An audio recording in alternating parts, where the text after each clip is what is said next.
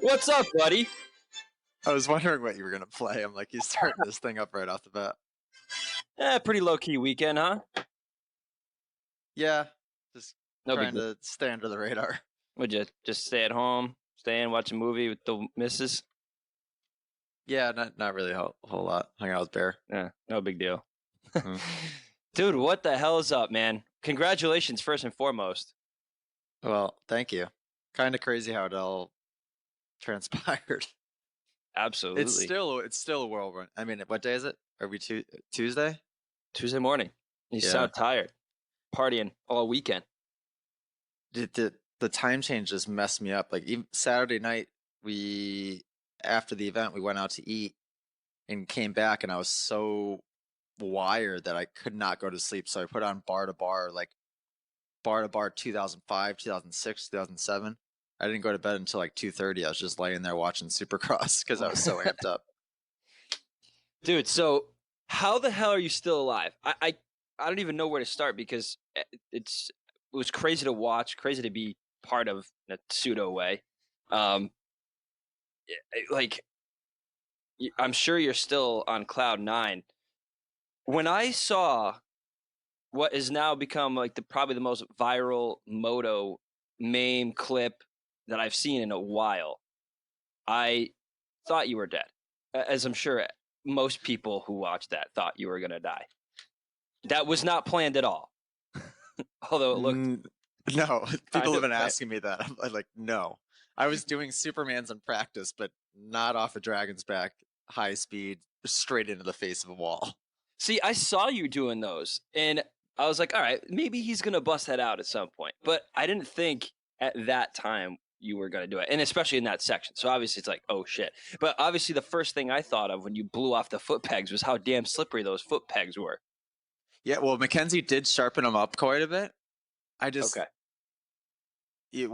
I don't want to skip too far ahead, but I don't think it was necessarily me slipping off the pegs as much as it was me just getting exploded off the bike. Yeah, no, I don't think any foot pegs would have saved you. So I know a lot of people want to hear about that and everything that went through your head. But let's back up a little bit because that was a long weekend and you had a great showing. I think it exceeded everybody's expectations as far as how much publicity and press you got and just the overall experience. So why don't you take us through? I mean, you had a front and center stage in a lot of it, which was awesome to see. And I congratulate you again because all that hard work and putting all those hours into setting up the promo and working with Travis and the bike build and everything, it all came together so perfectly. So congrats again, man. Unreal to reflect. I mean, it's still been hard to reflect on it because I've been like either trying to stay away from my phone completely because I mean, I'm starting to understand, I guess, like and this is, I'm sure, to no scale of what an actual famous person goes through, but every time my Instagram messages, I would try to get them down to 0 just by clicking in and out of them. I would leave my phone on the table for 15 minutes. I'd go back. It would be at 99 plus is what it says when it's over 100. And then I'd have to go through not that that's an issue, but I'm like, holy cow, it's crazy how one little thing could lead to all that. But backing up, the video, first of all, has been doing awesome, which I'm pumped to see. And we all put a ton of effort into that. Jesse put a ton of effort into editing the video. And I'm just pumped to see that was as well received as it was. Everybody was coming up to me Friday, and like all the industry guys, all the video guys, all the photo guys, and saying how much they loved it. So it's pretty cool to hear from them. It was awesome. I'm glad it released when it did. I think it was perfect timing. And it just came out so amazing. And being there watching it shot, we kind of all had an idea in our head of what it could look like. And it, I think, exceeded all of our expectations, especially with how he blended in Travis and like the whole flashback. And then you got like the whole concept that we had basically came up with on the fly. It all just worked so perfectly. And it was crazy to see like some of the feedback. People had to really do a double take and think, wait, that's not Travis? It just worked so perfectly. Yeah, and Jesse did a great job as well as not making the videos seem like redundant. I don't know if that's the word, but like if you guys had any idea of limited space we were working with, but basically for the video we were riding two different sections over and over and over and over.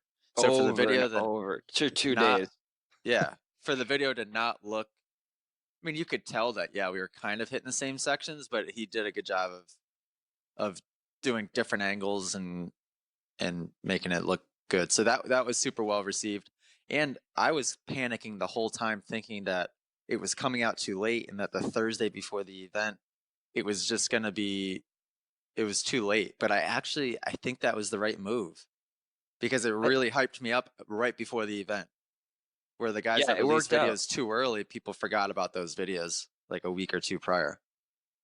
Yeah, I think it worked out, and you're spot on with that section. I mean, you could tell from the video it's the same section, but we must have seen you guys hit that 50 times, and for it to all come together and make it look like a nice cohesive, uh, unique. Every line was unique. I think every angle. It was just it was just perfect. I think it was really cool, but I you know me, I can't not bring up the haters because it's just too entertaining to not. But I saw the comment on YouTube about the um, audio jungle. Oh yeah, Never, so I didn't know what ever, that was. me neither. And it took me so like such an ridiculous attention to detail to even pick up on it, and then all of a sudden I heard audio jungle, like See, really subtle. I thought it was I thought part it of the was part of song. this. I thought it was part of the song. Even after they told me, I listened through, and I had to listen twice through to be like, oh wait, that's what they're talking about. Yeah, I think you really have to be on top of the whole video editing and YouTube scene to really even know what that is. Which I mean, admittedly, we're not. Um, but yeah, man, I really had to struggle. So for people not listening, there's actually why don't you do an explanation because I don't even really get it. It's something about So the monetization, right? yeah, we purchased a song for like basically a cheap song that you could buy or have access to use on YouTube, so there's no copyright issues, so that you can monetize the video. Um, I guess monetization wasn't like number one thing on my priority list because even if I got 1 million views, I'm probably only gonna make $500 off the video, which ultimately is not a big deal. I think right now it's at 100. Last time I checked, which was yesterday Not afternoon, that you're keeping track or anything. it was at 150,000 views, and I'd made like $150 off it. So it really doesn't matter. Um, but we had purchased apparently off Audio Jungle is what it's called.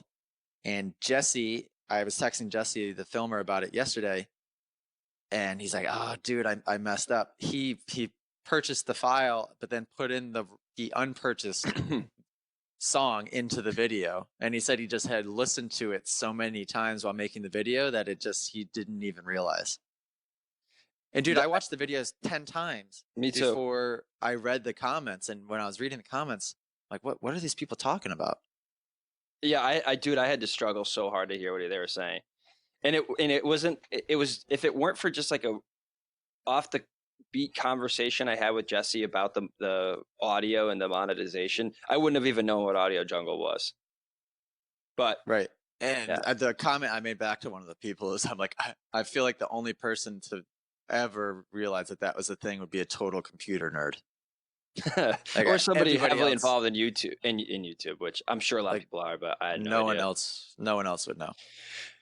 So But I that think caused a little. overall it was just super well received, and a lot of people really had a lot of respect for the video and Travis's involvement and your homage to him. It was spot on. Yeah, so that was leading us up to flew in Thursday. Friday we had the cool thing about Straight Rhythm is they give you a Friday a time window Friday to practice. So on the sign up sheet it It's was more than five. Supercross. Oh, it's way more than Supercross. Supercross, the day of, you have an 8-minute free practice, which essentially works out to 6 or 7 laps to figure the track out. So you're in a total rush, like basically riding recklessly the first 2 or 3 laps to try to do obstacles because you're going to run out of time. So Right. that was a cool thing about straight rhythm is you didn't have all the time in the world, but you had a good amount of time to figure this track out, which you kind Which of you really need. need. Yeah. Yeah, because it's so different. I think we had talked about this before with all the steep walls separating each section. Every steep wall, with the exception of that crazy step up one that Travis was flipping, they all look exactly the same. So it's very hard to remember, first of all, which wall you're on, because each of them are slightly different lengths, and then what's after them. So it's like every wall you hit, it's like a reset to a new rhythm section. Right. And it's hard to remember what comes up next. So they gave us a 5 to 7 time block on the sign up sheet. It ended up being from 5 to 6 was the 125 guys, and I think that's how it worked. And from 6 to 7 was, oh no, maybe they went back and forth between us two the whole time. Either way, we got a good amount of practice, and instantly I felt really darn good. So at Travis's last Saturday, I rode Jerry Robbins' race bike and Jeff Walker's race bike. And we were supposed to ride my race bike, but there was an issue with some cam gasket, some type of gasket. Mm. So it wasn't running right. They didn't feel comfortable with me going out on it. So my bike hadn't been ridden up until Friday. I go Wow. out, first run through. That's the thing too, is like there's certain obstacles you can't really work your way into doing at Red Bull, like the drop off the start line, for example. People don't Yeah. realize how scary that in itself is. There's no, where are you going to practice that? Nobody has that.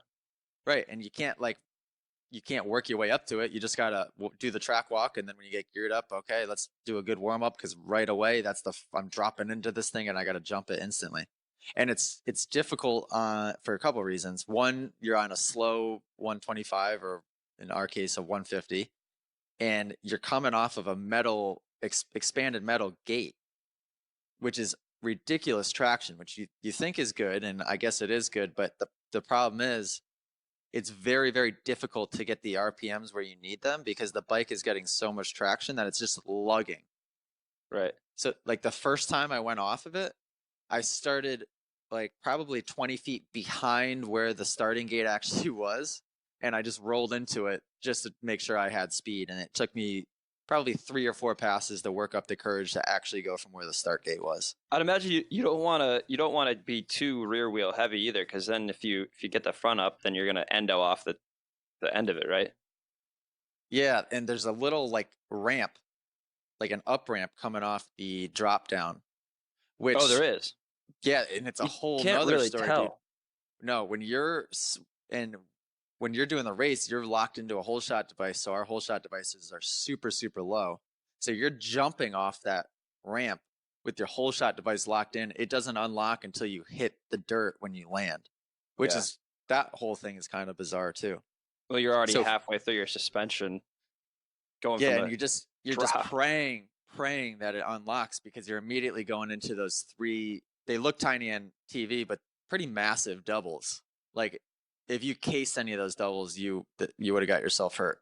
So very first run, I drop in and I jump the first double, jump the second double, and I think I rolled the third one. And then I had the other thing is you had to jump that step up first lap. And that step up, again, TV did no justice. That was the steepest thing I've ever taken off of in my life. And there was no possible way to roll it. Like, so No, first lap, I was like, oh my God, I got to try to jump this thing. that's It was a hilarious. little hairy. So did anybody not do well in practice that you noticed? Yeah. So, You don't have to say names. well, no, I'll be nice about it. So Jeff Walker, who is kind of on our team, so it's myself, Jerry Robb, and Jeff Walker. He has essentially zero Supercross experience. So imagine that poor guy and what he was thinking going into Friday. First of all, it's way harder to do on a slower bike, on a two-stroke in general. And then looking at this track, he must have been crapping his pants. So it took him. He didn't do poorly by any means, but you could just tell that he was nervous and that it took him a while. there was only one or two or maybe three 125 guys that really popped out as looking good on Friday. Luckily, I was one of the guys right away that was I felt amazing right off the bat. There was that rhythm section in the center. I was the first guy to go on, off, triple, single, which ultimately is what Max Voland and Joey Crown were doing the whole time through. And then I upgraded from that to a single over table triple double, which was actually slightly faster. And I was the only 125 guy to do that for a while. I think maybe Michael Lieb did it a couple times. But I felt good. I felt confident. Well, you had a couple weeks at least on pseudo straight rhythm track at Travis's. So I think that helped for sure. And I've been riding two strokes a lot. Like even at Tomahawk, I was borrowing. I had ridden a 150. I was riding, stealing 125s and riding them. So that definitely helped. Sorry to jump around, but was Joey Crown the kid who was at Travis's the day we were Yeah. there? It was. Yeah. Okay. That's what I thought. I didn't get to see him because he went out to the track, but I was like, that he was in FXR gear. The only reason why I put those two together. Yeah. So how funny is that? Because Joey, I had never met him before. He comes up to me in Travis's garage in t-shirt and shorts before he was geared up.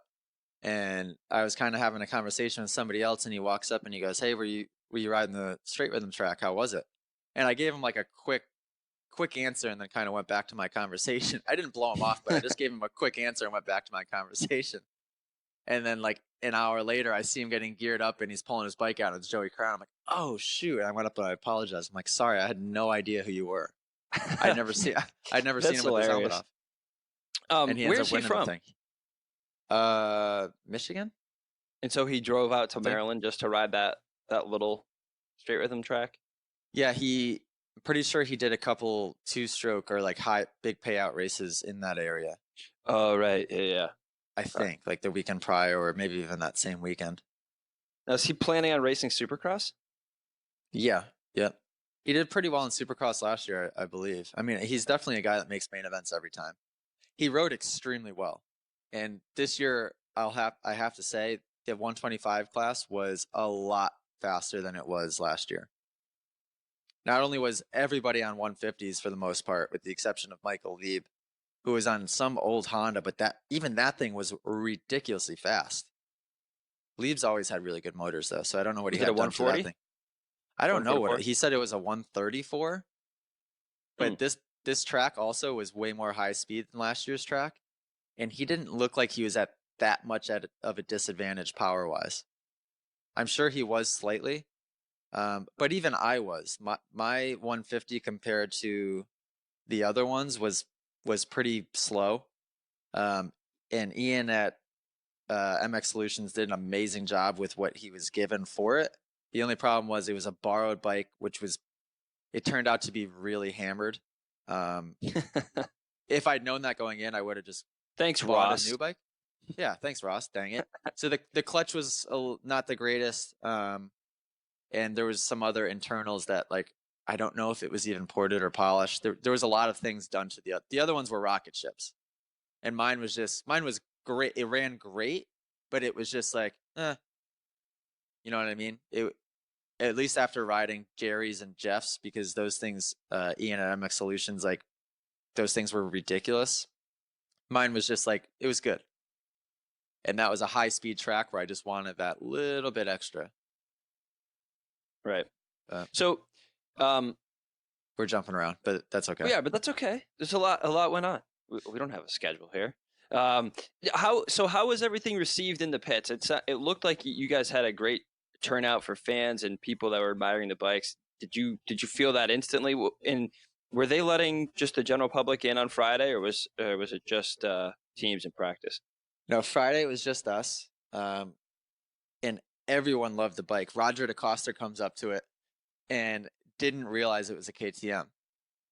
He was looking at it and just you could see he was super confused looking at it, and he's kind of like walking around it, eyeing it down. And I think it was Jason at SGV. Somebody walk up to him, and had a conversation with him, and then it finally like came to the realization that it was a KTM. A lot of people, like other riders, didn't know it was a KTM for a little bit. It looked legit, and the thing came out awesome. It did. People really had to look twice to know that was a KTM. Dude, it looked so cool. I almost want to buy that bike from Ross and just ride it as is, because it, like, people look at it like, what is that thing? It just looks like it's a total mind bender. A futuristic Suzuki. Yeah, it came out good. The plastics he painted the Lee Hellion Designs, my helmet painter, custom painted these plastics, and we were all concerned that they were going to be highly delicate, and Jason at SGV didn't even want to put them on for Friday practice because he didn't think they would hold up. Because anybody who's ever painted plastic, it could crack, it could peel, but this stuff was legit. Held up unreal. The only thing that happened is from me sending it to the moon and my tires scraping the fender underneath, there's like the slightest little chip underneath the fender. Fixable. Everything else was totally fine. That's crazy. It was super. That was well a common received question, though. People were wondering where you get yellow plastics for a KTM. Oh, everyone was asking me that. Everyone. It's custom paint. Super well received, though.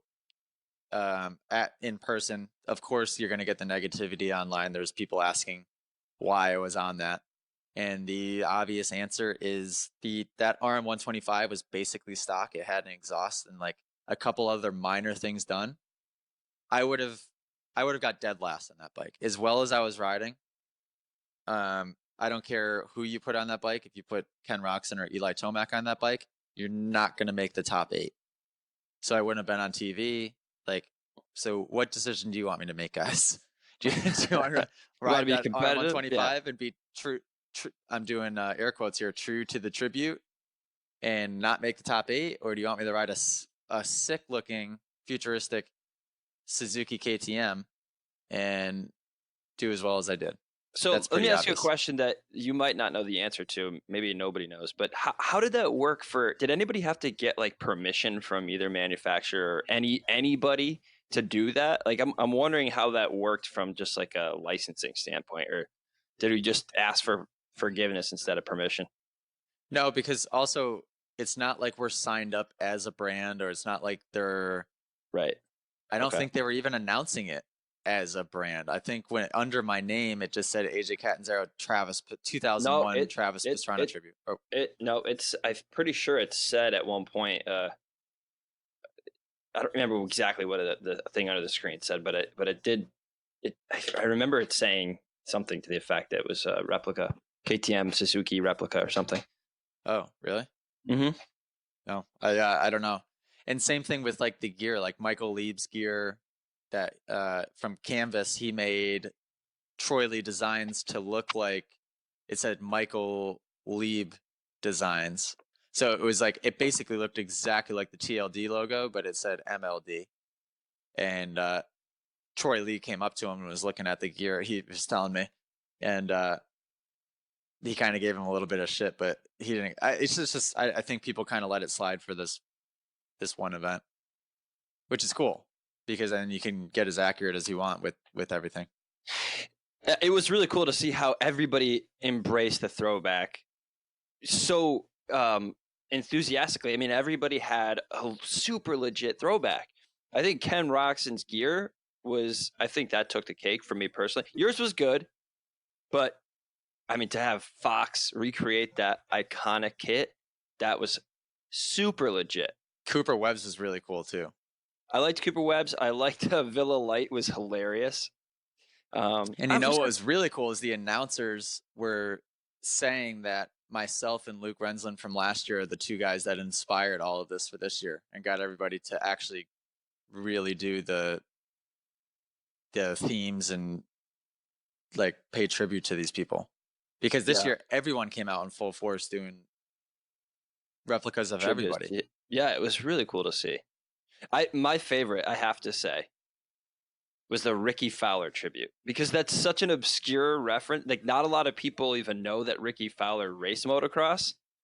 When I saw that, I was like, that's super cool. You know, my father-in-law The is a golf fan. I was like, hey, look at that.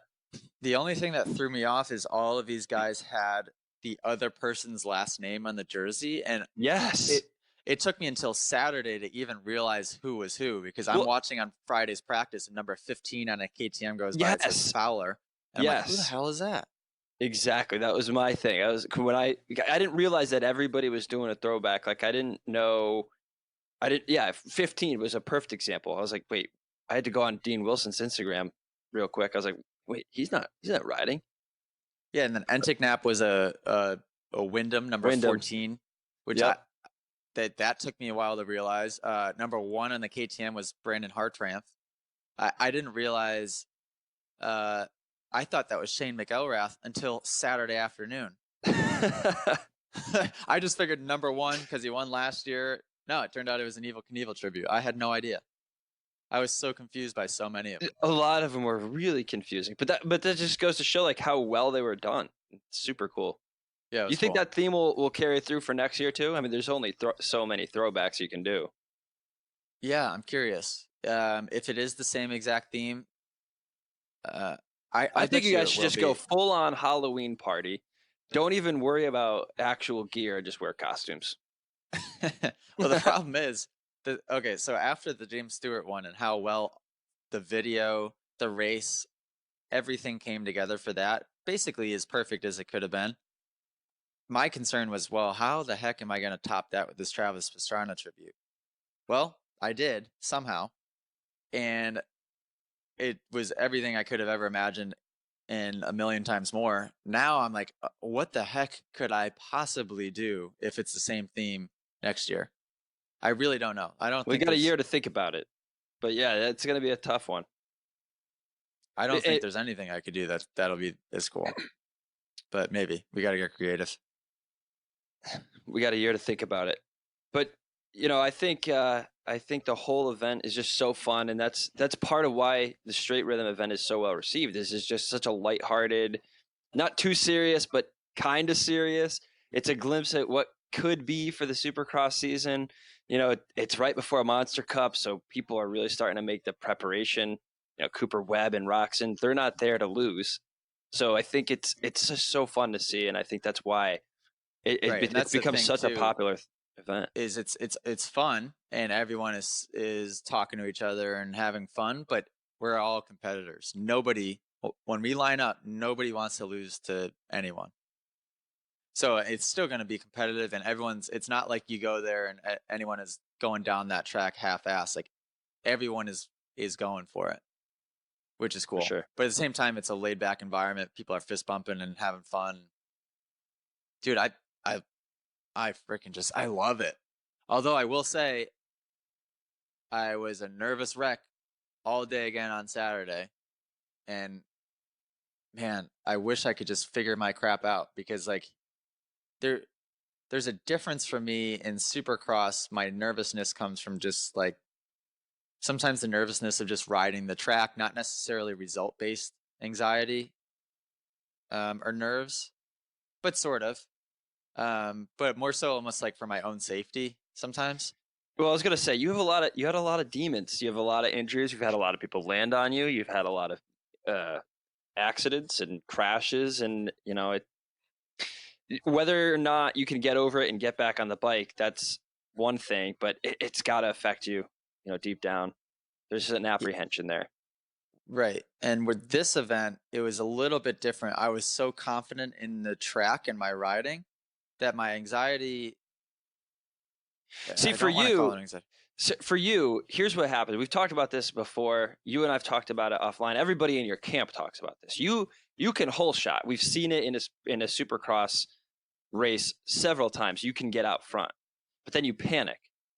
And we've talked about it before. And for those of you new to the show, you know, AJ has a bad habit of getting out front and then really not knowing what to do. You think that you shouldn't be there. You think, okay, why is Dungy behind me? Or, you know, whatever the case may be.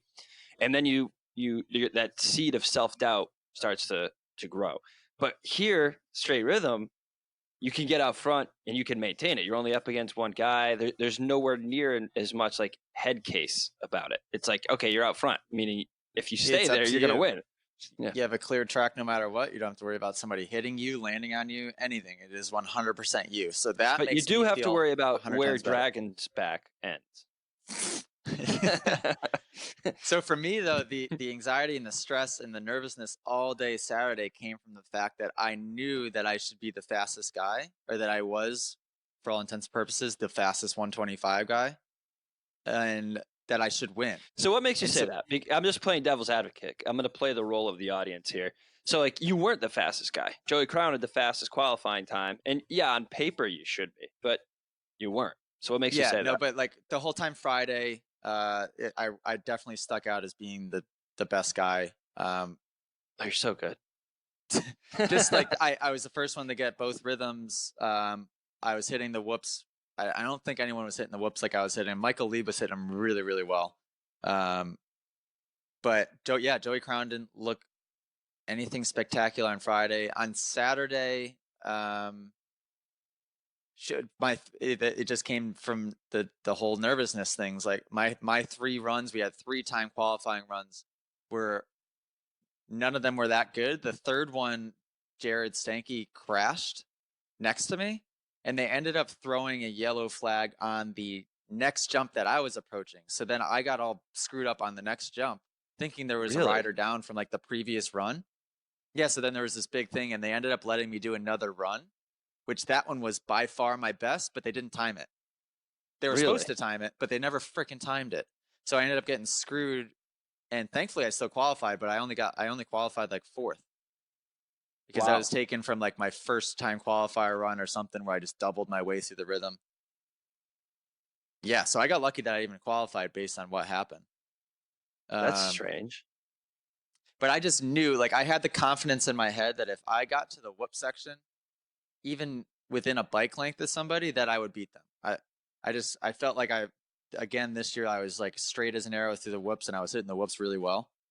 I just had confidence, but then that confidence gave me that like anxiety, that feeling of like, oh my god, I just want to get this over with. Like going to bed Friday night, and then all day Saturday, I was like, oh, I felt like I was owed a good result, but it just had to happen. I was like, just can it just happen already, so I could just be done with it?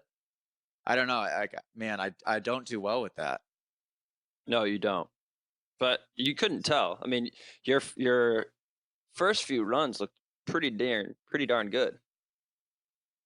Yeah, they were much, much better than last year's first couple rounds. So yeah, my first 2 against Chase Marquier, I and everyone made fun of me. The first 2 jumps right out of the gate, you could tell I was nervous, and then I shook loose and I was fine. And I Yep. actually nailed both those runs pretty well. You know what's funny? It was watching this event, and you did the same thing last year. Caught a little bit of flack for it. You weren't scrubbing that hard. There was a couple that made sense, and you were, but it was clearly faster, especially like the last set before the whoops. The guys Dude, that do you were see how not much more scrubbing, drive that I get? the people who weren't scrubbing were just going way faster through the whoops.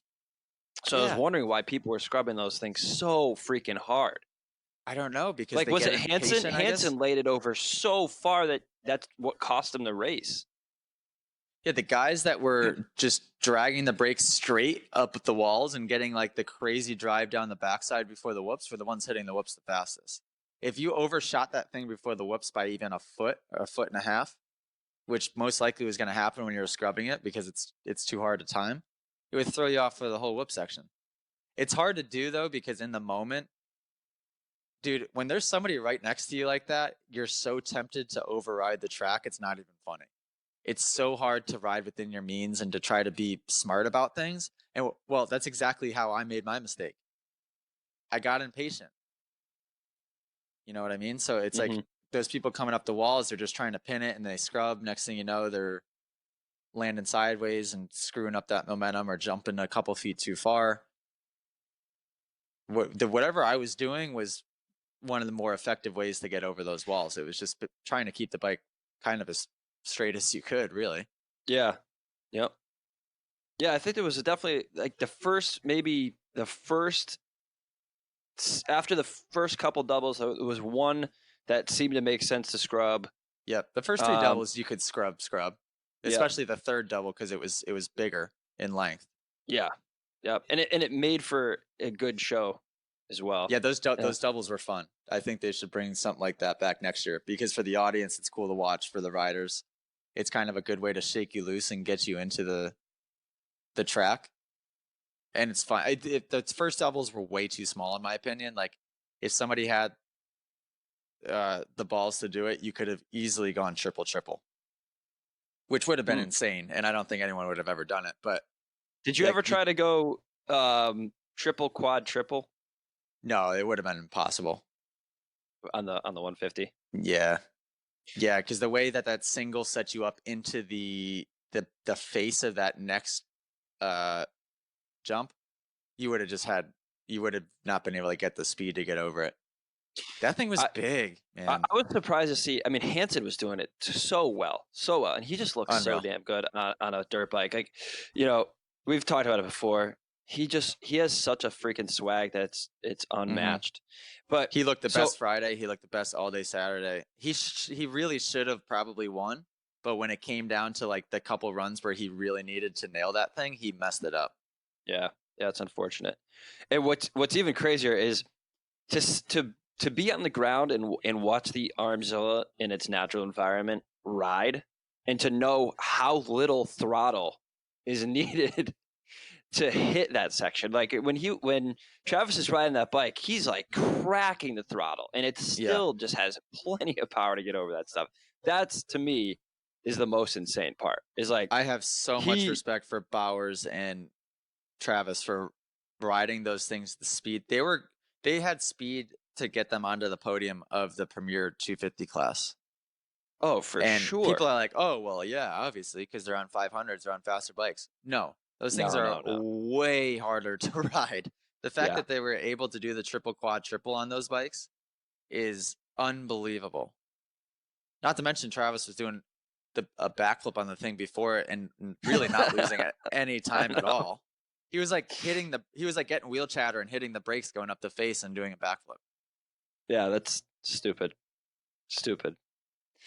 It reminds me of it's funny. I got into a little bit of an argument with a buddy of mine who has very, very little motorcycle experience in general, and all of a sudden he wants a 450, and I'm like, do not get a 450. He's like, well, I want something to grow into. I'm like, you don't grow into a 450. No, I shouldn't be on a 450. I don't want to get too far off the rails, but yeah, it was just it's a funny conversation for people who don't appreciate the power of these bikes. And at 500, man, I wouldn't take one around the track if my life depended on it. No, especially that track. I mean, like Tyler Bowers joked around with me one day saying the deceleration, the pinging that thing does. So when you let off the gas and it kind of just goes ding, ding, ding. He goes, one extra ding will make you do a quad instead of a triple. Like, just as you're idling, if that thing catches one extra ding, it's going to send you an extra 40 feet. It's like, that's terrifying. That's why Travis had Mackenzie turn the idle down to nothing. He didn't want that bike to idle at all. Oh, yeah. I remember. Yeah, that's right.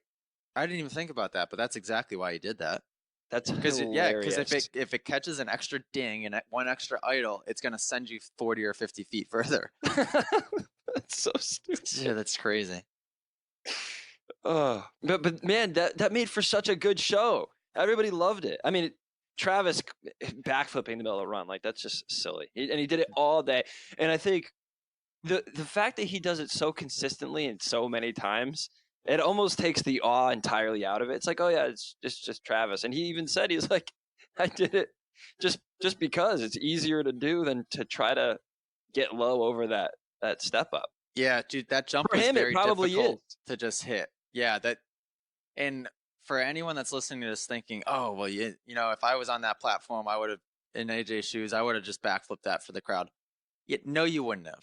There's a bunch of, I know people that I'm friends with on Facebook right now would comment on my thing and say they would do it. No, you wouldn't. Because guess what? I would have.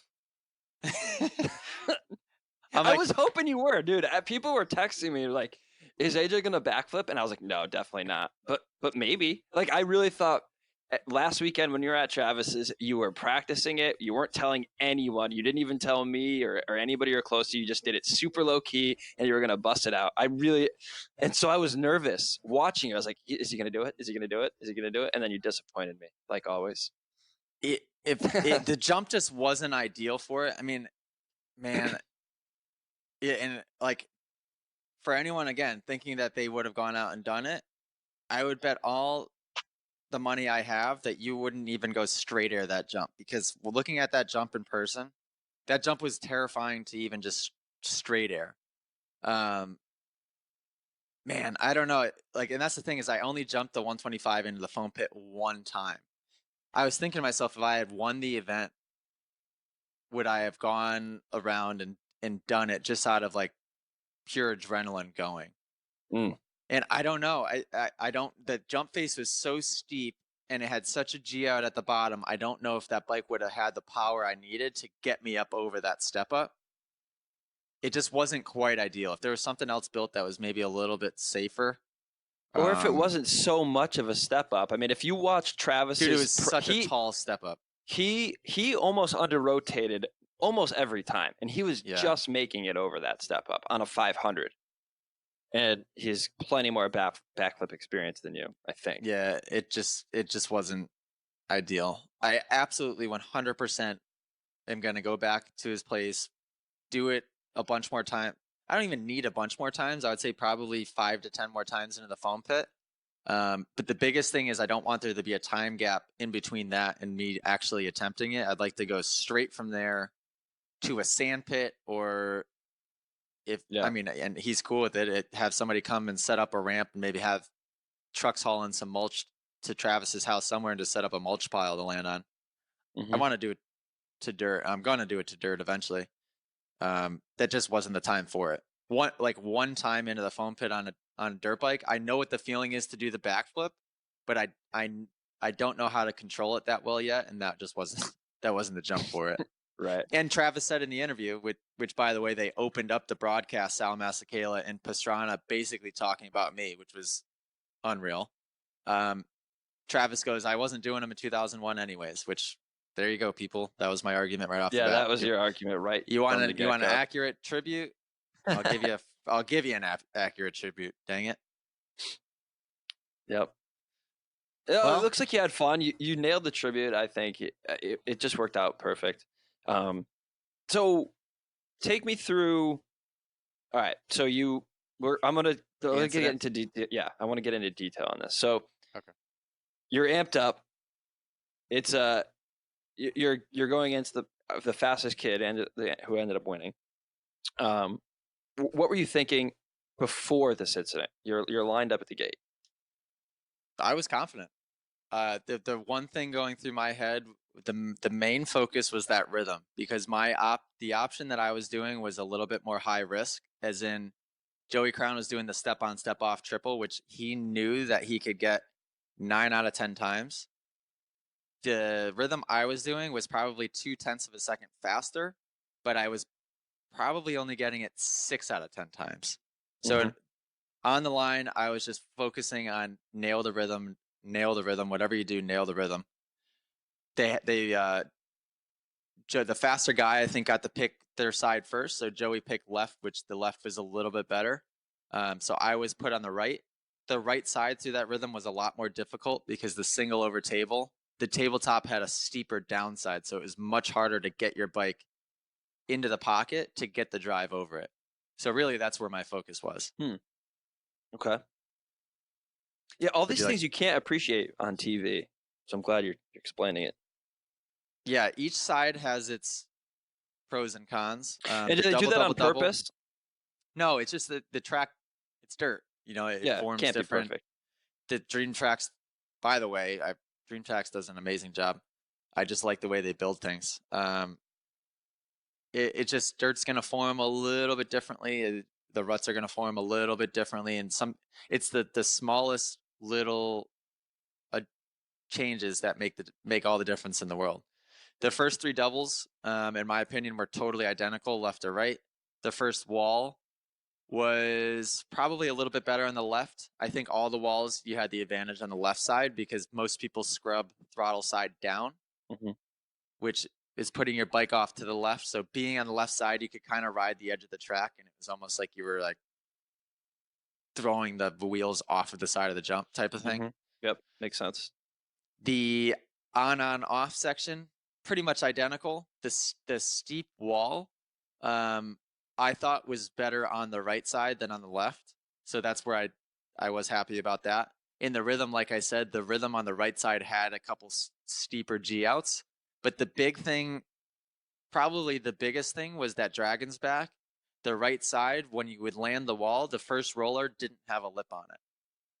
So where most guys were going triple, and then jumping up over on the right side, it wasn't nearly impossible, but it was extremely difficult to do on the 125. And I'll get to that later, but. Okay. So, yeah, and the run starts. I scrub the 3 doubles a little bit better than Joey. We get into the on off. I'm stretching them out a little bit more, I think. We get to the step up wall, and I really stretched it out, which I didn't realize. He cased the top of it really hard in that run. Yes. Mm-hmm. And I got it perfect. And then I nailed the single over table triple double, which was only like the 3rd time I had done it on the right side. Nailed it perfect, which got me even more from him, which I didn't realize. I thought he was still right there. Come up over the wall, and this sets you up for the Dragon's back section. And I come up over the wall, get to the downside, and try to jump 3 in, case it, and could have easily just gone to like a tire tap jump out option or even like a double. I could have kept it really simple, but I thought he was still right there, so I just got extremely impatient. And when I cased the triple in, I just started skimming. Mm-hmm.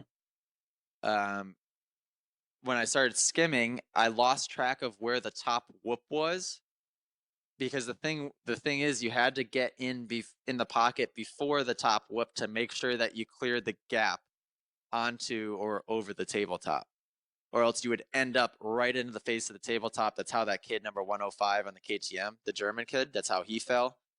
Actually, I didn't see the crash until last night. I put it up. I was watching it on TV before I went to bed. He did the same thing. He skimmed up and went right into the face of the tabletop, and it exploded him off his bike. Yeah. So I got to the top, lost track of where I was, and next thing you know, I skim right past the pocket.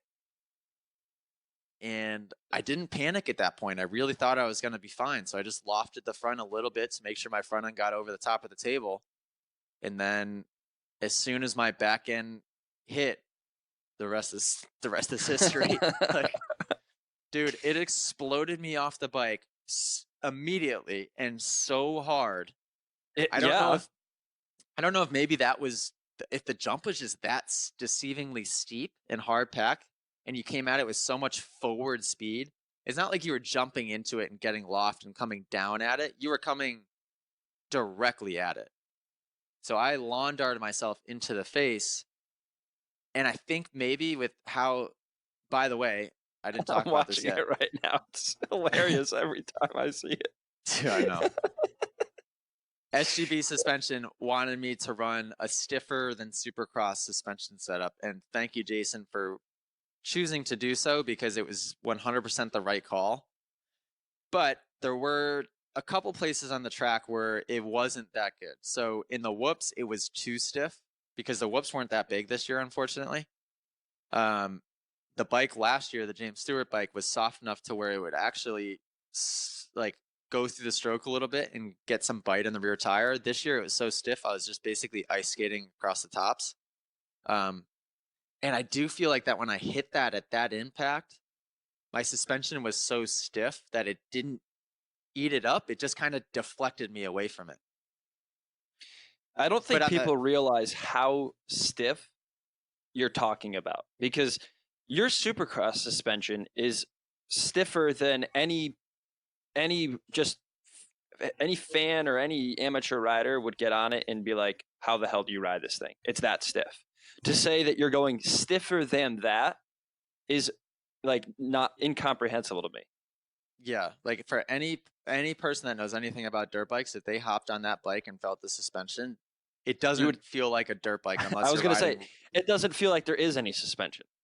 No, I could hop on that bike and literally jump up and down as hard as I can, and it doesn't move at all. Not even, not even at, not even close.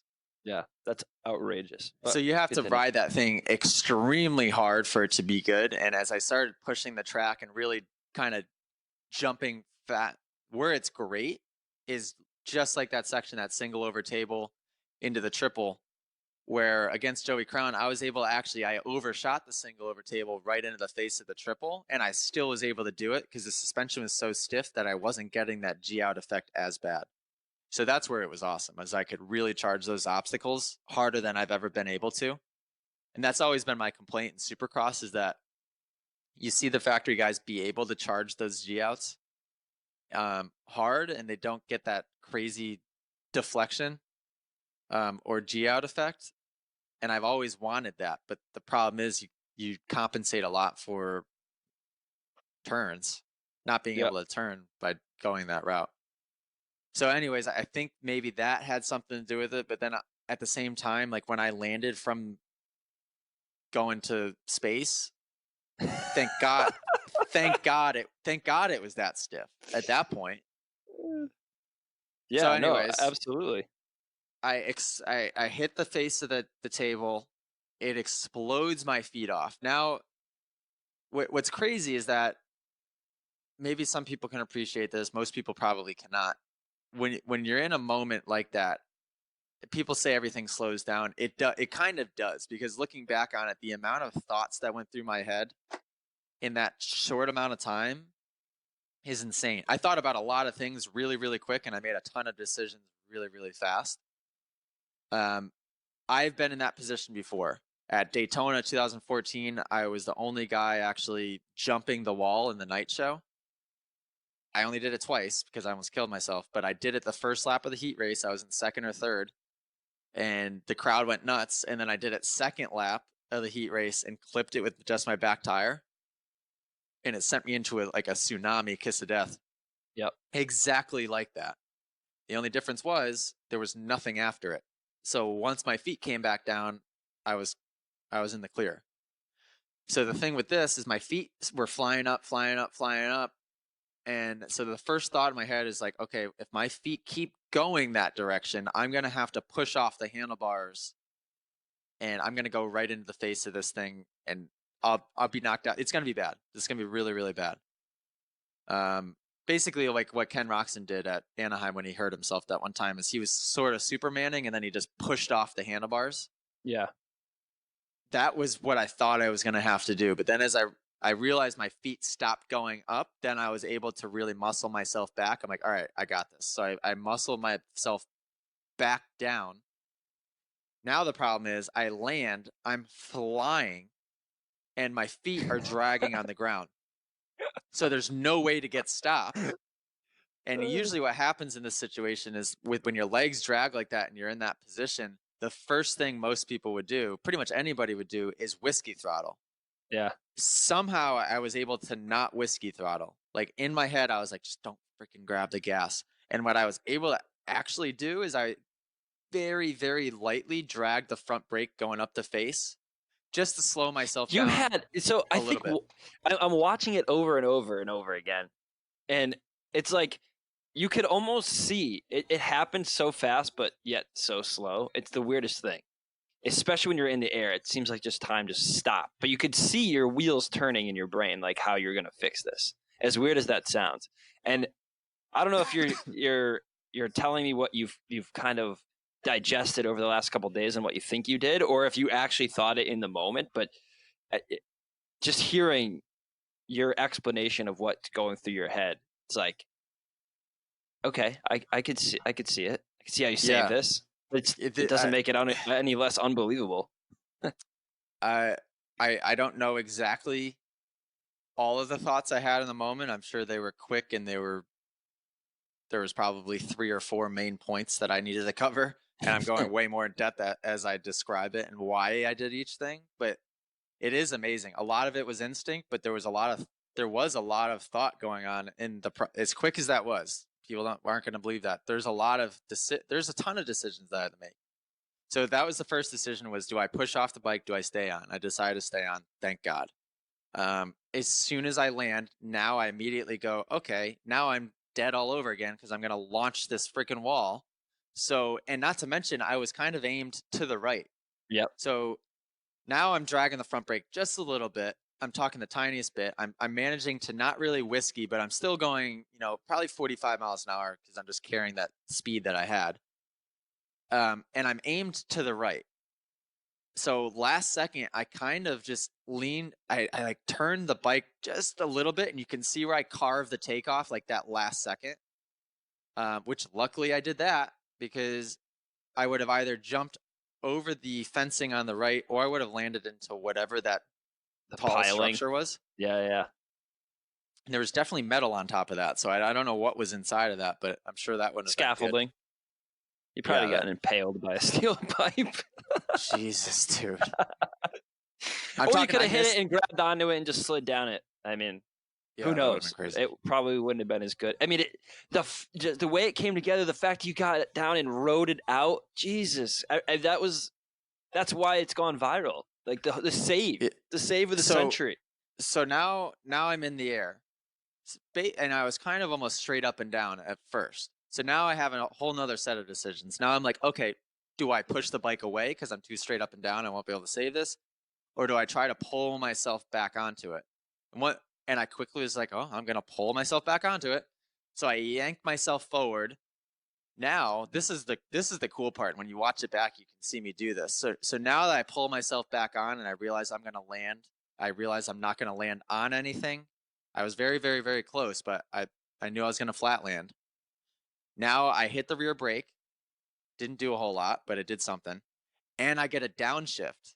That was the really cool part. Is that all of that panic, I knew that I was in fourth gear going up the Dragon's Back. I knew that landing, coming down from that high in that jump in fourth gear on the flat, it would have bogged out and it would have hurt a lot worse because it wouldn't have pulled me out of it. So I quickly grabbed a downshift to third and then adjusted my feet to where I wanted them. So when you flat land a jump that hard, you don't want to be too much in the balls of your feet because you'll snap your ankle, but you don't want to be on your heel. So you kind of want to be in an in-between area that I don't normally ride on. So I get my feet set up, and then when I landed, I could not believe how well that bike took the landing. Yeah, that's crazy. But I keep watching it back and back, and I could see every single decision that you're making as you're describing it, like while you're in the air. Am I able to send you text messages as I'm doing this? You should be. Okay, because there's a fan angle that no one's seen, I don't think. Let me send that to you. Yeah, send it over. Because that really shows you the landing. Because I don't think I've seen you actually hit the ground. It's like yeah, this is the only time you can see me hit the ground. It's pretty amazing. It's pretty amazing. This is a great angle. This should be on the internet. Yeah, I'm thinking of waiting. Dude, that bike looks like it was made to land like that. Holy shit. Look how close I was to that blue thing. I must have like skimmed it on the way down. See, you could see how you could kind of tell from the GoPro footage how close you are, but it does not look like you're this close. You almost hit that thing, dude. Yeah. Jeez. So as soon as I land, and I did a bunch of interviews immediately after the fact, I swear to God, this is the thought I had because this sounds like totally made up. As soon as I land that jump, first of all, I'm like, thank God I'm alive. And then I was like, I had the thought of what would Travis do right now? And I'm like, do you know what Travis would do? He would freaking pin it right back onto that track and keep going as if nothing even happened. So I just pinned it. I went right back onto the track and I went on off, and I was still only like 2 bike lengths behind him. Did a one-handed fist bump over the wall. I was just like, dude, that was crazy. Yeah. And what's nuts is you were 2 full bike lengths, maybe more ahead of Crown, going off of the takeoff. No legs. Yeah, that pisses me off. I blew it. That would have been an easy win. Who knows what would have happened next round? But my question is this: if you were to have ridden that out, gotten back on the track, and won, would you have been DQ'd because you're off the I was. like? How would they have worked that out? I have Because you no got back in idea. at the next safest zone before the with those hay bales. I wonder how they would have I scaled don't that. know. I don't know. I was wondering the same thing. I didn't really care.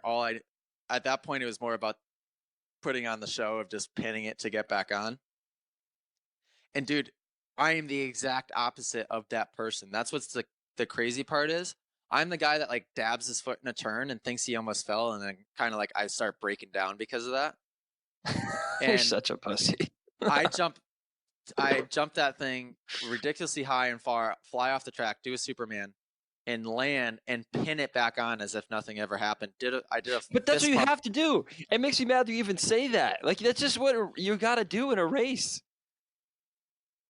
I know, but it's so hard to do because like, dude, to almost die and then to forget about it in 0.5 seconds.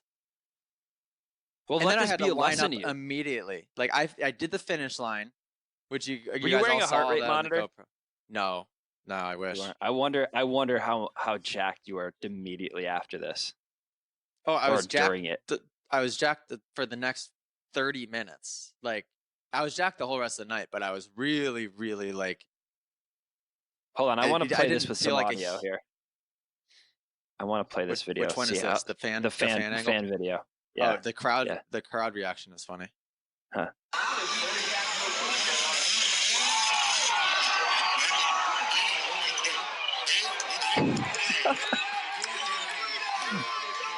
These guys, these guys' faces is hilarious. You got to put that up. And That's I've awesome. never heard a crowd reaction like that ever. It it was so insane. I mean, dude, it's so crazy that happened to me. I feel like it was an out of body experience. Like watching it back, I'm like, that wasn't me. There's no way I did that. But the Did crowd you reaction know from the right away? time it happened, Go ahead. all the way across the finish line, that crowd was erupting. Like it was shaking the ground. And then I turned and came back, and I'm just like, oh my God, I can't even like explain to you what that felt like. It was so surreal. I Did thought I you have died. any thought? Yeah, yeah. I mean, And I then I was thought like you. in I think heaven or everybody something. thought you were gonna die. I thought I died, and then like this was like my afterlife. I was like, I didn't. I'm like, I'm not still alive. This isn't real. It was Did at so any weird. point afterward, or even when you were lining up again, did you ever have the thought like that's gonna go viral? I mean, I don't know. I saw the replay like when I was riding back to the gate. I looked up at the giant monitor, and they had it on in slow motion, and I knew it looked spectacular. But at that point, I immediately just had to focus on my next run. I got back, and then the guy in the orange shirt with the clipboard is like, "Oh, AJ, all right, go back up. Got to switch sides." So I had to quickly just compose myself, and then immediately try to go back out. And which, by the way, the very next run, he beat me. His next run was flawless. I did really well. Like my next run, I didn't necessarily make any mistakes, but the only thing I did was like I didn't put any oomph into it. It was Yeah. kind of like I just rode it. Well, I mean, And trying to come down after something like that happens, like that's tough to do. and I played it extra safe in the Dragon's back part, obviously. And I didn't really put any extra oomph into it. So that's it. And that's what it takes, obviously, to one up the next guy. But he Yeah, rode really clean that run too. So props to Joey. He rode really well the whole day. for sure. But Yeah. I mean that was crazy. I come back around, and my memory was serving me wrong. I thought it was right that run that Travis came, but it must have been the next run I come around. He had just got ungeared. He ran out, jumped over the fence, and screaming for me, gives me the hugest high five. Like he is so excited. He could not believe that was. He was just like, it was the most perfect thing you could have done. It was so Travis. It's such a cliche thing to say at this point because everybody's saying it, but it really just was. If I didn't know any better, I'd swear you planned it. Yeah, because ultimately what happened to me, it was best case scenario. If I had gone and casually won the event, it would have been nowhere near as good for my career as me almost dying. Yeah. Like what I did was, it sounds silly, it sounds stupid, but that near crash was probably the biggest moment of my career. Isn't that hilarious? It's so It's such weird. an AJ thing too. I just love it. Yeah, well, Jeremiah texted me this morning. It is such an AJ thing. It really is. Jeremiah texted me this morning and he goes, "You're going to be hearing about this one for a long time." Jeremiah was there, by the way, and I think I gave him a heart attack. I think I gave a lot of people a heart attack. So also, my brother, he called my mom and he's like, "I thought I was gonna have to go to see the medic because like there was something wrong with my heart." Where they were standing, they were behind it to the left. So they saw me So they couldn't Superman. see you ride it out. No, they saw me Superman, then saw me disappear in the hole. So they probably quickly had a thought of, "Oh, he's dead." And then all of a sudden I pop into frame just launching. But from their angle, so imagine this, from their angle, they're just watching me launch off and they could see that I was launching off to the right. So all of them thought that I launched over the fence into the crowd. So they were sprinting in a full panic that I had just killed a bunch of people in the crowd and probably killed myself. So imagine how they felt. So Jeremiah texted that, and I said, "Crazy how everything works out. I almost kill myself and it ends up being the best thing that's happened in my career." And this is what Jeremiah always says about me. He texts back and he goes, "Wow, shocker. Stepping in shit, smelling like roses." Yeah, that's funny.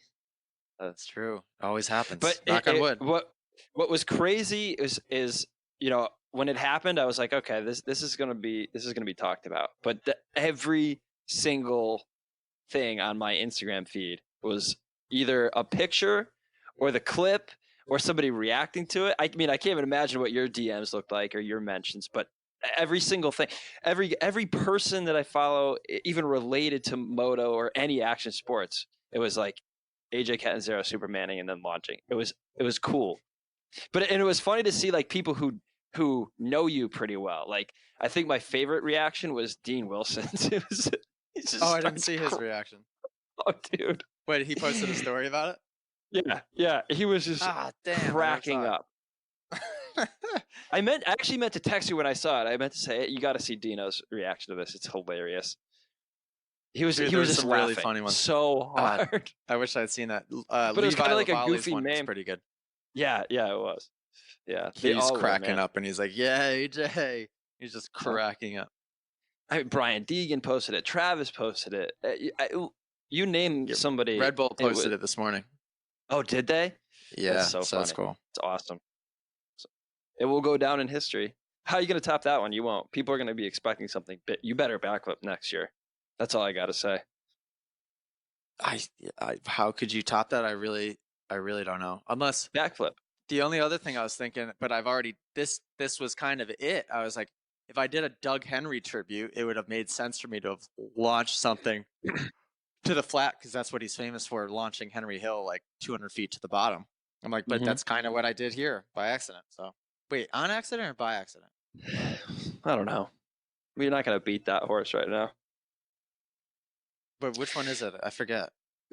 I say by accident, and I've always argued that it was definitely by accident. And I hear more and more people say on accident, and I just think it's one of those regional things. So I wasn't that wrong all along? I'm gonna go to my grave saying it's by accident. When I hear on accident, it's silly. But then again, people say online instead of inline, so I don't know. I don't know. I think I say by accident now because you. Oh, good. That's what it's supposed to be. But every time I say it, I think about you, and I wonder if I'm saying it right. Good.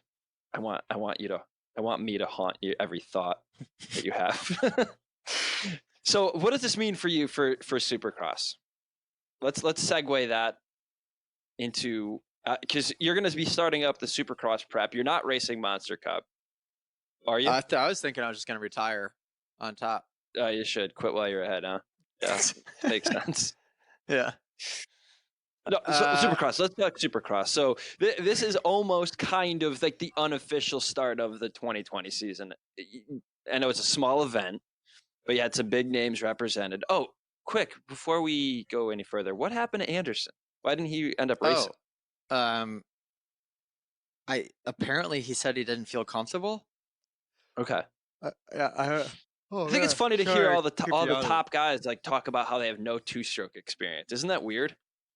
Like Cooper Webb and Roxon's like, oh yeah, I've never ridden a two-stroke until beginning of this Ro- week. Roxon was very open about the fact that he felt out of sorts. He That's didn't do so the big weird. rhythm. He did not want to do the big rhythm. Um, yeah, I mean, think about it. There's not.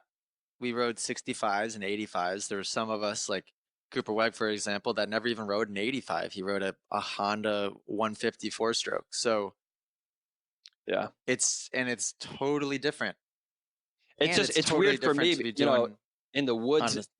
in the woods riding, it's two strokes are still king. So it's weird that people aren't riding two strokes. I mean, it's not weird. It's obvious, but you know, you go to any GNCC, you know, and there's plenty of two strokes to go around. Yeah, people probably think, oh well, they probably ride them when they go to have fun and go to screw around at the track. Right. These top guys don't do that. They don't have fun. They go to the track, they get business taken care of. If they have time off from riding, they're not going to go to the track and ride a two-stroke. They're not going to go to the track, period. Yeah. So yeah, these guys don't have time on them, with the exception of guys like Pastrana and Sipes and some guys that actually have time to ride these things, or that do actually ride them full time. For sure. Uh, So Supercross, what does this mean for Supercross, particularly for you? But even some of the like the Cooper Webbs, the Ken Roxons, think Monster Cup is going to be a big tell. But what do you see out of this event and what it means for Supercross for the season? And you can start with you. well, it's definitely going to help me. I, it just more so from like a notoriety standpoint, I guess. Like I've already received multiple emails, and I think I'm going to France next month now. I'm going to Scotland. Like I've already booked a lot of things for schools. Somebody emailed me that night and said, your price is probably tripled after that, after last night's event, but we'd love to have you over to Scotland. So I'm working on now a bunch of stuff like that. So it's definitely going to help the school. The bigger my name is, the more people that know my name, the easier it makes my life as far as that goes. And then same thing, like when it comes to me doing title sponsors and stuff like that. Last year, I put up I think I put up 2 total posts, and I was able to fill every single Supercross round, which is unreal. I mean, just from the power of Instagram is how I ran my entire Supercross program. This year, Jason at SGB is acting team manager. He's ultimately going to take care of everything. So I'm not planning to do any title sponsors this year. So for me, it's really just a matter of me putting time aside to ride my dirt bike. That's all it's going to boil down to. And me making the decision of where do I ride Supercross? Do I have the track built at my house again, which I is possibly an option. I made good money this past week and a half. Do I do that?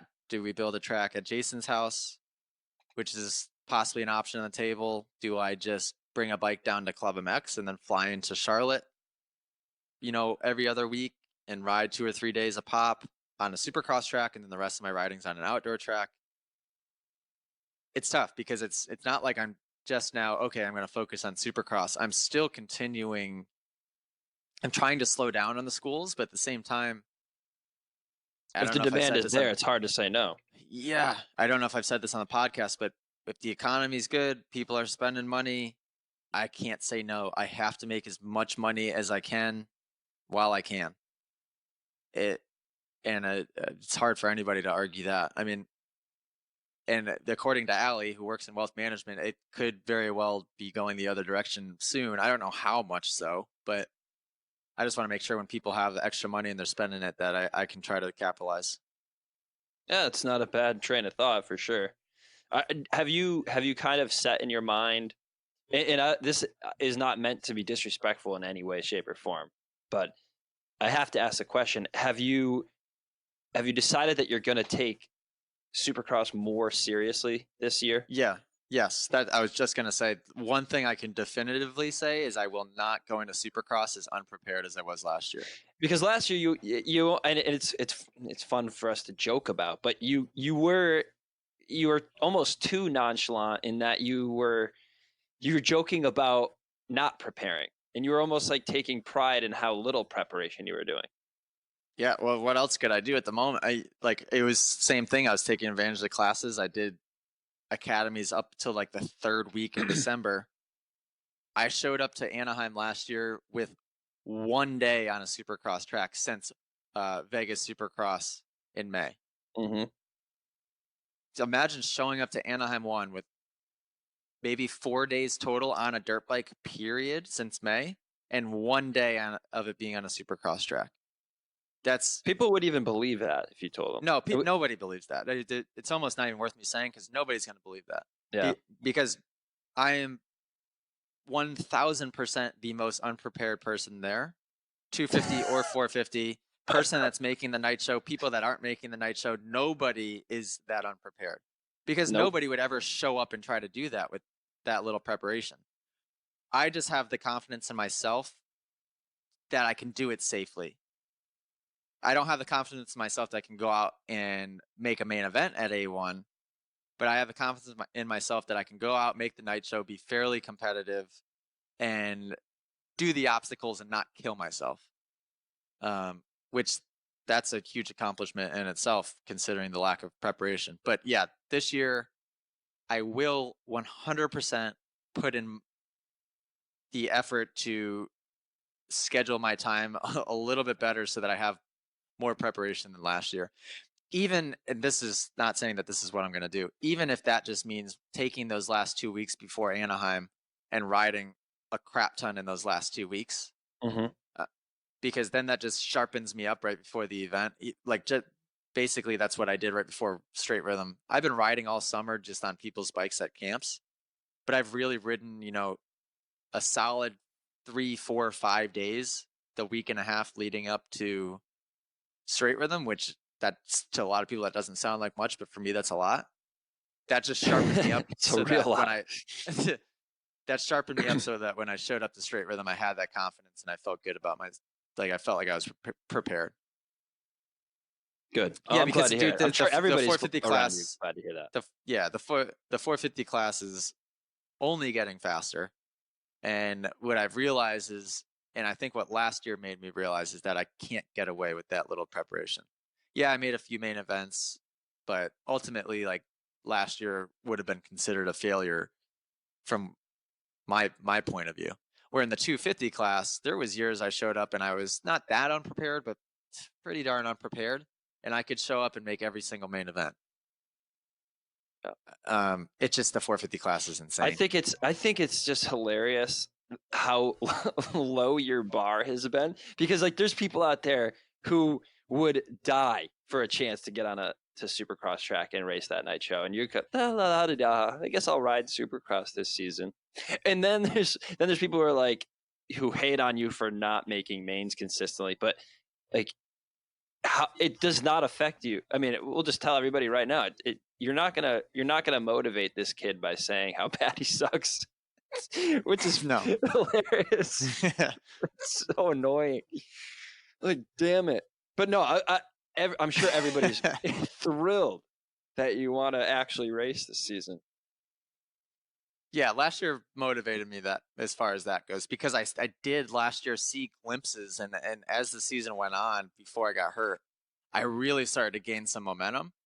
And that was off just my practice last year was just the Saturday. So I wouldn't ride during the week. And I didn't ride preseason, obviously. And I would just show up on Saturday and that was my practice. So each weekend I was getting a little bit better and better and building that momentum, building that confidence. Yeah, So yeah, it gives me some you can't be motivation. competitive trying to race yourself into shape 1 day a week. And you did what, 3 press days or Yeah. Oh, 2? that's right. The press days are what really. Yeah, and every press day I did, I made the main event because it was practice time. Yeah, it's not Yeah. rocket science, everybody. Yeah. You race. Yeah, I mean the press days that you rode were far and away your best events. It makes sense. Yeah. And I think I've said this before. I don't really at this point have aspirations to be a factory rider or anything like that. I don't need to be. I love my life. I think I live a better life than most factory riders do because I have the flexibility to do what I want. I can travel where I want to. Um, Knock on wood, money is not an issue at the moment. Like as far as I'm not balling out, but I don't have to worry about bills, which is all I care about.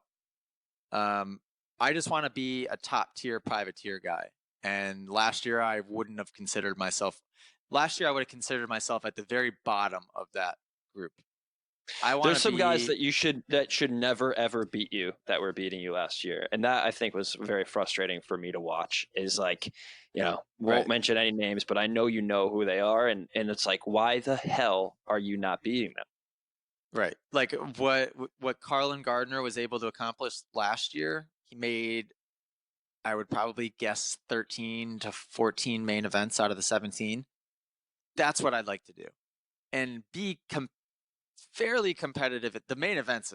And they're so tough, but to go out in a main event and to be able to put in 20 minutes hard and feel good about it, no matter what I get. If I go out and get 19th every main event, I don't really care as long as I go out and I'm able to actually ride the laps and not feel like I'm in the way of everybody. That would be the goal. I think you should set your goal higher, but that's just me. Yeah, I We'll don't see. know, but Let's you don't want let's to be see how. unrealistic either based on last year only making 3 main events. Like if I go into this year and say, okay, I want to make at least 10, and in those main events I just want to be as solid as I can. Yeah, and I think if you stick to your plan and get seat time, you're gonna be fine. I mean, you obviously have the talent, you have the skill. You got to put you cannot you can do as much training at the gym and as much riding as you want on a bicycle and as much cardio as you, but better than anybody, there's just no substitution for seat time. Right. You can't fake Yeah, it. and I mean, yeah, I'm really, really, and I know I say this a lot. I say it to Jeremiah all the time. I say it to Rob. I'm really gonna try to put that time in on the bike. I've been trying to, like, these guys have wanted me to go do NESC races. I was having a conversation with a friend about it, or my new mechanic about it recently, and everybody wants me to go do NESC. And they were saying how there's a lot of people at NESC that hate on me and think that I try to dodge it because my ego can't take going there and not winning. You're the first.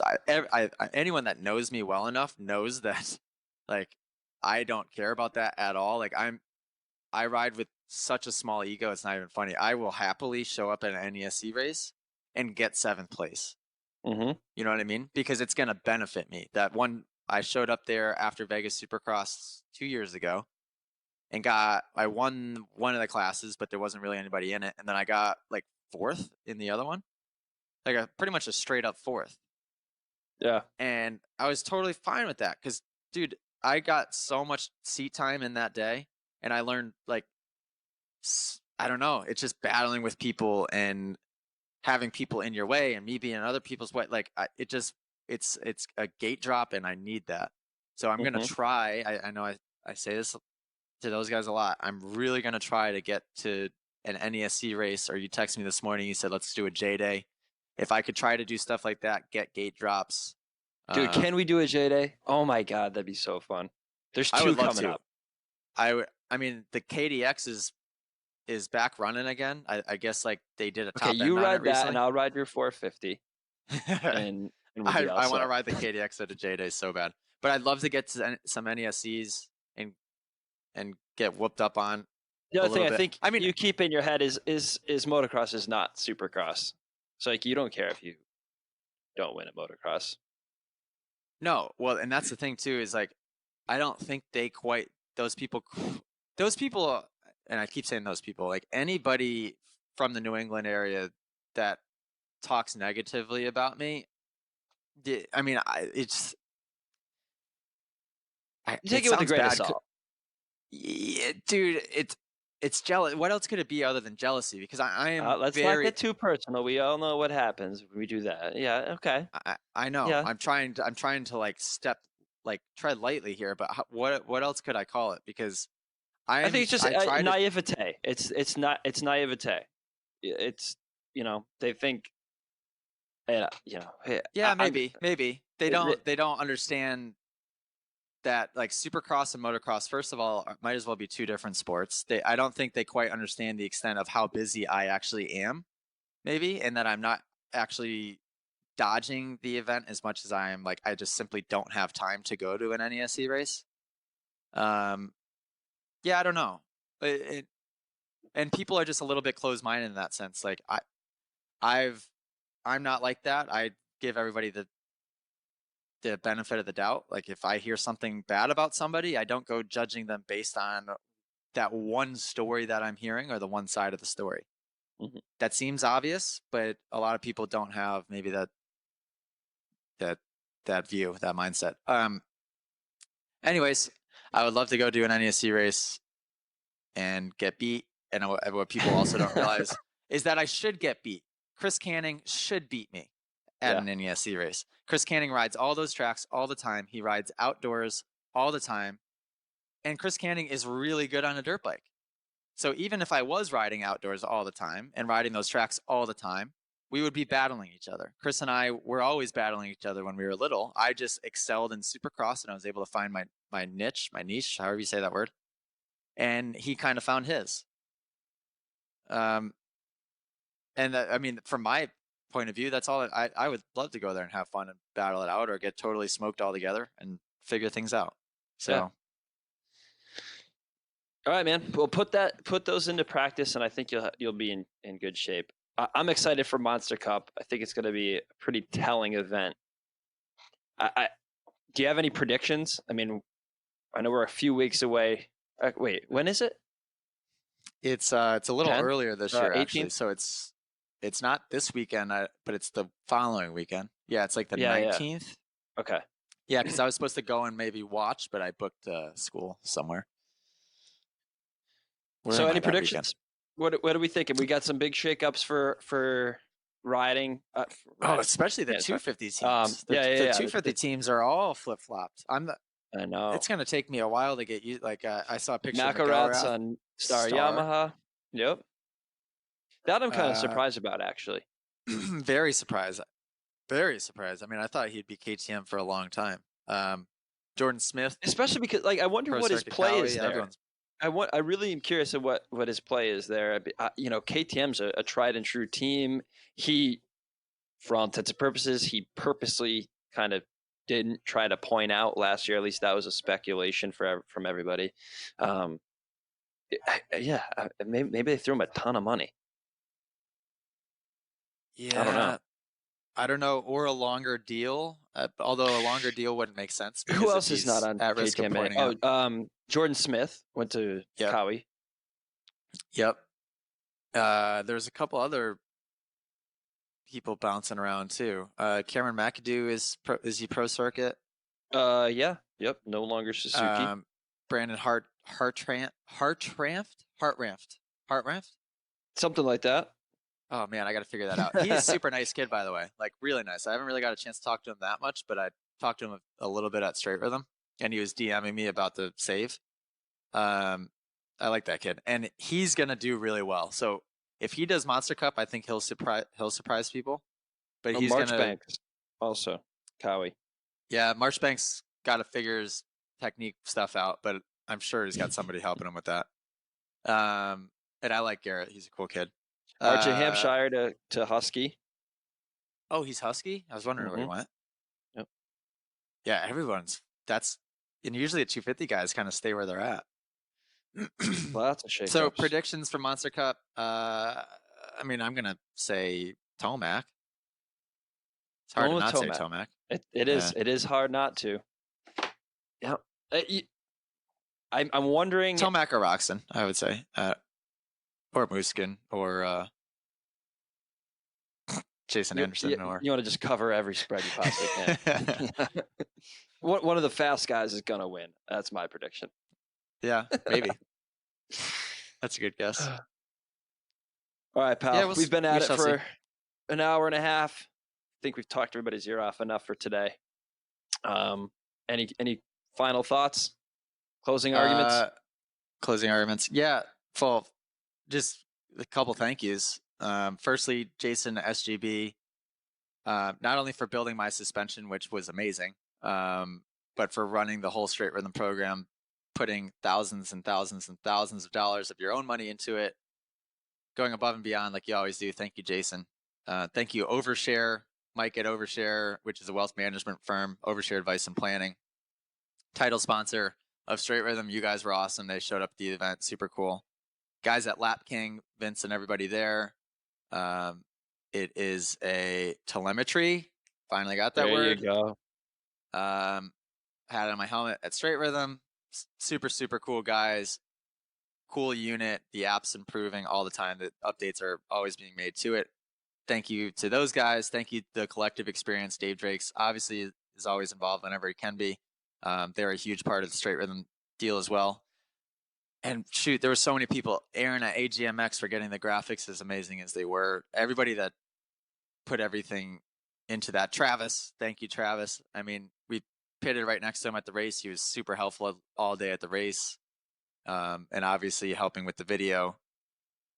Jesse, Zach flew all the way to California to film vlog footage for me. So thank you, Zach, for doing that. I just have I have a good group of people around me. Yeah, man, your vibe or your tribe affects your vibe. You have a great tribe. So I'm hoping that all of the good things, the good vibes will translate into some good results for this year. Yeah. Everything's looking good. Cool, What do man. I Well, got going enjoy on today, man? I'm gonna go walk the dog. I'm gonna go to the gym and just lay in the hot tub and check your maybe go get DMs. get a massage. Maybe watch some TV. Get down those Instagram message tallies. Respond. Yeah. Busy man. Well, enjoy this this moment, my friend. I think you earned it. I think all of the good things are happening are well deserved. So congrats again. Thanks, sir. And we will. I think next year maybe you should go, huh? I will absolutely be there next year, hell or high water. Oh, I'm pissed that I couldn't go this year. I can't even talk about it. I can't. Yeah. Goes without saying, you missed out. Stupid wife, stupid kid. Yeah. Families. Yeah, I think you need a divorce and you need to put the kid up for adoption. 100%. Already filed the paperwork. Yeah, smart man. Yeah. All right, buddy. Okay, well, thanks for listening, everybody. Toodles. Yeah, thanks, everyone. Till next time. Adios.